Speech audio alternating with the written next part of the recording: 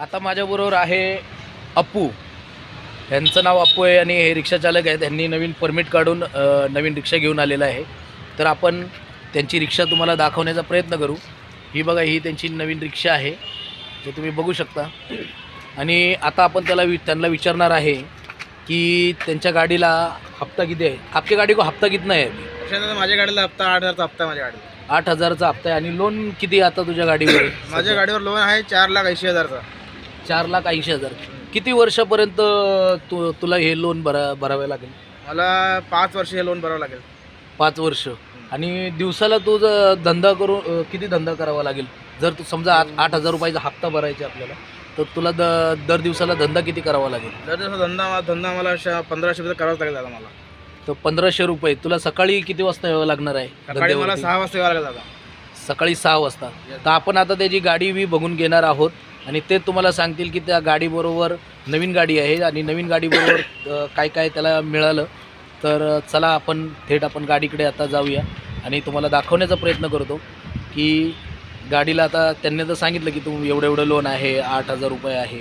तर आता चला तुम्हाला आपण त्याची गाडी दाखवूया नवीन. तर तुमच्या गाडीबरोबर तुम्ही दाखवा बरं, तुम्हाला काय काय मिळालं आहे आता गाडीबरोबर. आता इकडे आपल्याला ती एक एक्स्ट्रा भेटलेली आहे.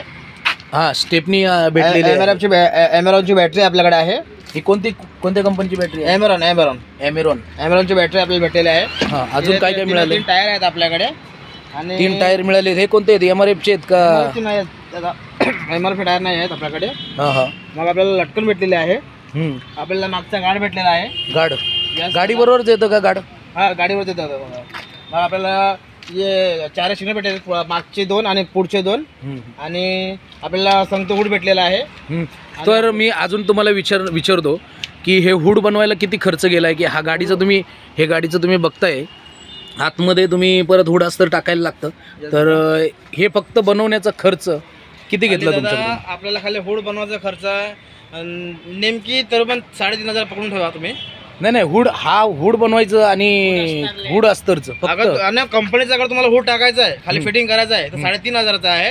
आणि अगर आपल्याला टोटल गाडी बनवायची आहे तर पण नाही, तर पण ते 14,000 रुपये आपल्या गाडी टोटल होईल. नाही, आता टोटल नवीन गाडी आणली, तर नवीन गाडी आणली तर त्याचा टोटल जो खर्च आहे आता सध्या तुम्ही किती गेला?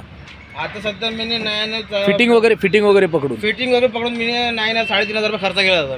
3,500 रुपये द्या दादा. तर ठीक आहे, चला. अजून तुम्हाला ह्याच्याबरोबर ग्लाससुद्धा मिळाले आहेत.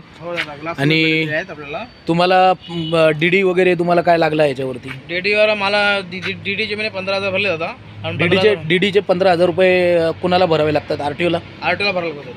ठीक आहे, आरटीओला भरावे लागतात तुम्हाला 15,000 रुपये. तर मित्रांनो, बघितलं की अप्पूबाईंनी आता नवीन गाडी घेऊन आलेले आहेत. तर दर दिवसाला 1,500 रुपये ते त्यांना 1,200-1,300 रुपये नक्की धंदा करावा लागणार आहे. आणि नवीन गाडीचा कमीत कमी 8,000 रुपये हप्ता, त्याचं बाकीचं लोन. आता गाडी बनवताना कमीत कमी त्यांनी 3,500 रुपये तरी कमीत कमी त्यांनी खर्च केलेला आहे. तसं सांगायला गेलं तर 3,000-3,500 रुपये तरी खर्च केलेला आहे. तर हा व्हिडिओ कसा वाटला तर लाईक, शेअर आणि सबस्क्राईब करायला विसरू नका. याच ठिकाणी आपण व्हिडिओ थांबूया. जय हिंद, जय महाराष्ट्र.